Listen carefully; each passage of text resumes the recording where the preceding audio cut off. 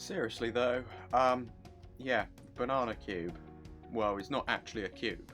But I mean, come on, what will they think of next? Apple cube? Peach cube? Orange cube? Oh, wait. Oh. Well, let's unbox the banana cube then, if I can figure out how to open this box. Right. Okay, I'm gonna have to tear it a bit. There we go. Right, so what's in this pamphlet that comes with it? No, it actually got stuff about the banana. Banana Magic Cube. It's a kind of 2x2x3 magic cube. Compared with ordinary 2x2x3 magic cube, Banana Magic Cube only has one colour. What about that colour? And that colour. Banana Magic, and there will be transformation when it's disordered. It can only be turned after the upper layer and under layer are overturned by 180 degrees. Okay. And it does sort of talk about how to solve it. It's quite interesting. Actually made a pamphlet on how to solve it. Well, I hope I should know how to solve it myself. It's just a 2x2x3, but it might be a bit more difficult than an ordinary 2x2x3. But I guess I might as well try and solve the banana. Yeah. So, banana cubes, as with the rest of the weird fruit cubes, are £6 at speedcubing.org.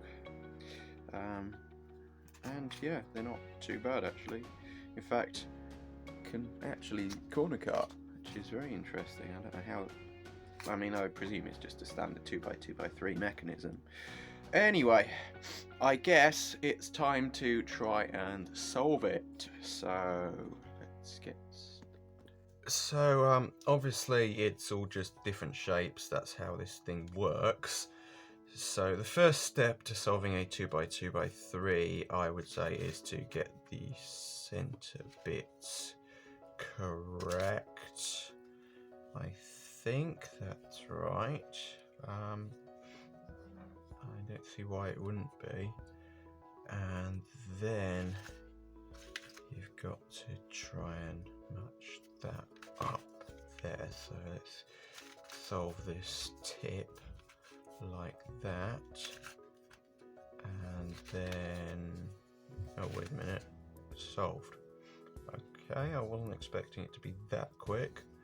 I might scramble it up again and try and do another solve. That scrambled enough. What a weird shape, but I mean, I guess that means I can still just move that down there like normal. Right, now, so we've got this bit done and that bit matches up there, and the centre's sort of done. Right, so I need to move that down there and then like that, but right, so I guess I've got a Y-perm. Oh no, that's not solved up there.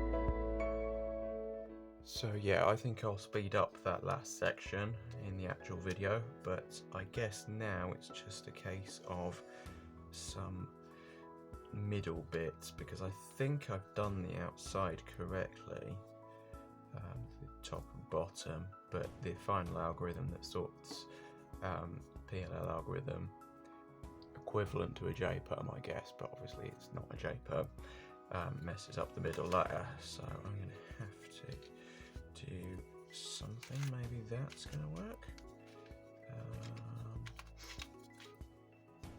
Oh, yep, there we go. Finally, I have solved the banana.